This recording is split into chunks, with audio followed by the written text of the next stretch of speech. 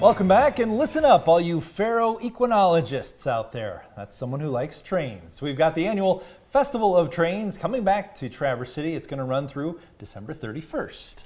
And if you love locomotives, there's no better place to be than Creekside Church on Airport Road. And we're joined by Roy with the Northern Michigan Railroad Club with all the details. Welcome to the show, Roy.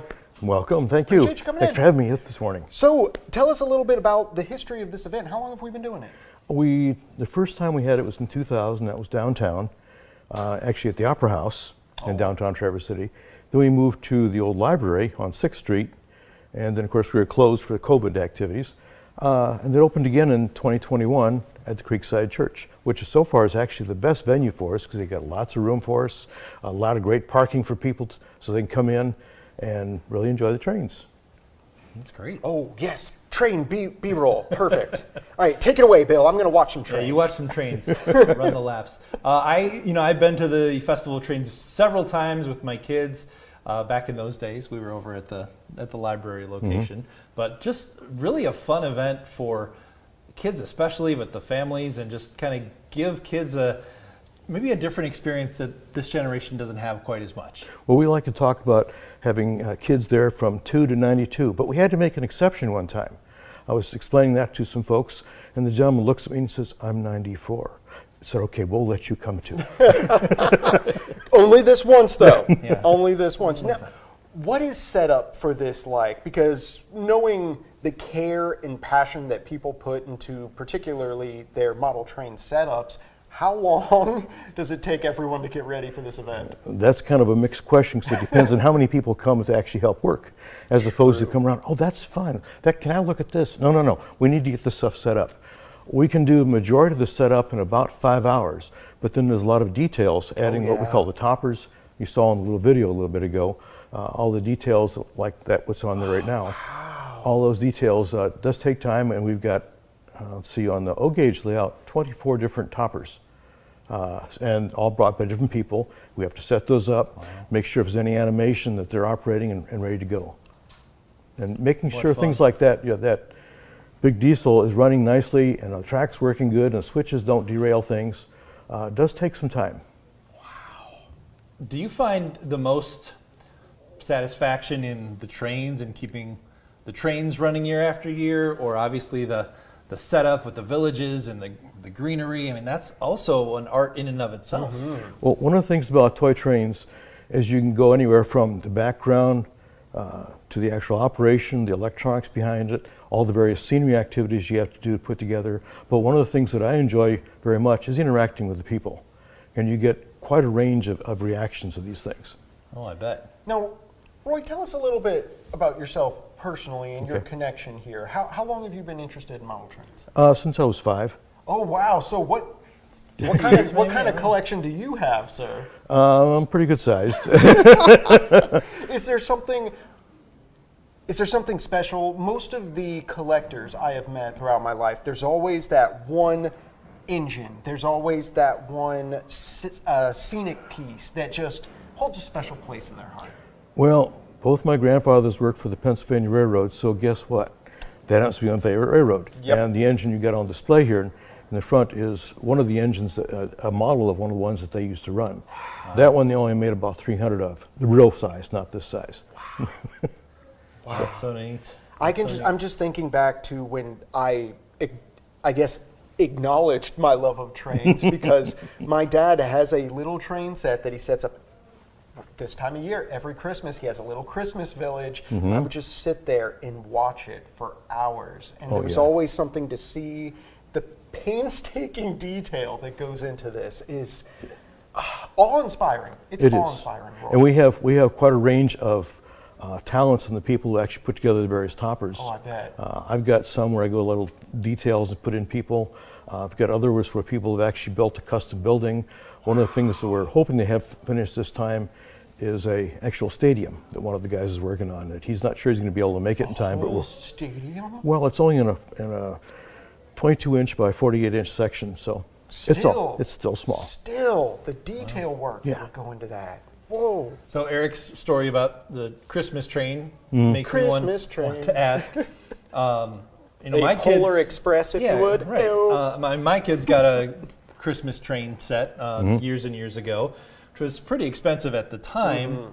Not really up and working anymore. Do you guys do all your own repairs on it as well? And if someone like me has one, where do we go to get those looked at? There's two questions there. Yes, there are. Yeah, I do a lot of the repairs for the club, especially the O-gauge stuff, because that's my passion. There are not a lot of people around working on stuff. If you were to bring something in and say, can you fix this? Usually we can find somebody in the club who's willing to take it on. Right now, I don't have time to do that, so I don't take on outside work.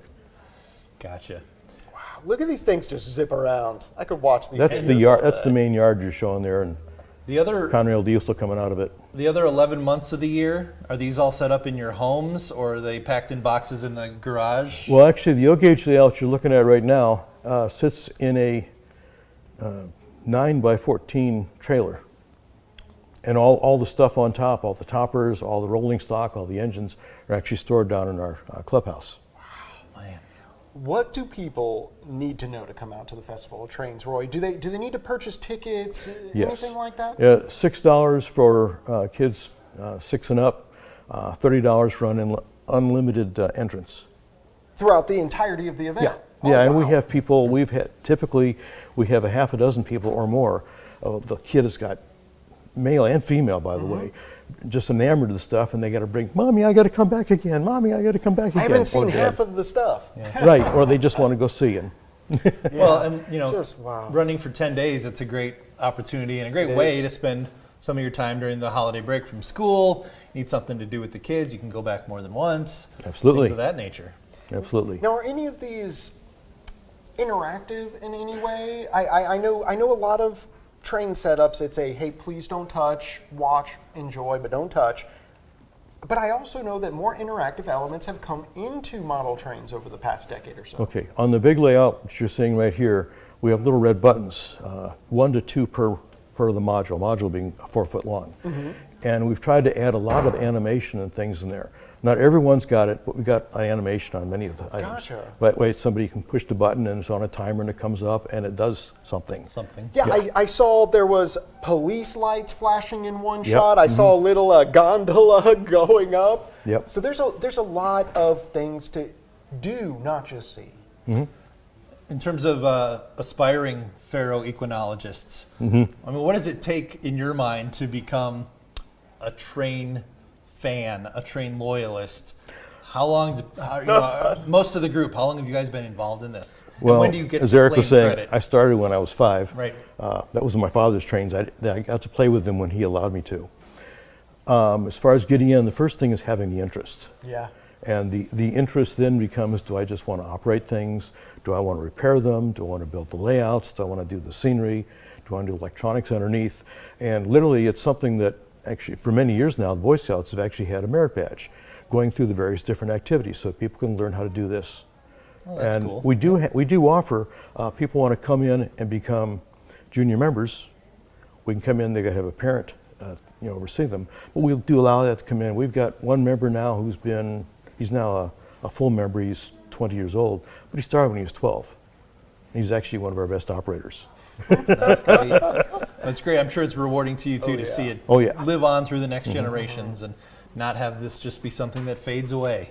It is. And I love of model trains always translates to love of full-scale trains. Oh, and the more we have individuals fall in love with these amazing pieces of machinery, hopefully we can give it the revitalization it needs in this country.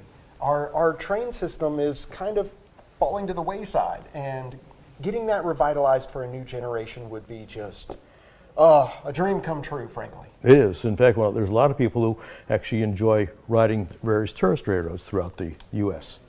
This person. I've only been on about 30 of them. Oh, is that it? Only But I'm still working on a few more, though. Okay. That's awesome. Well, Roy, the Festival of Trains in Traverse City, it's Creekside Church? Creekside Church behind Best Buy. Okay, in Traverse City and through the 31st. Correct. So you got a couple weekends and the weekend between there. Other than Christmas Day, we all want to be home with our families. Oh, yeah, of course, of course. Well, good. Well, thank you so much for sharing the story and the background and bringing the display for us. Yes, thank you It's such so a fun much. event. Thank you for having Oh, me. man. You betcha. You all have fun. Yeah.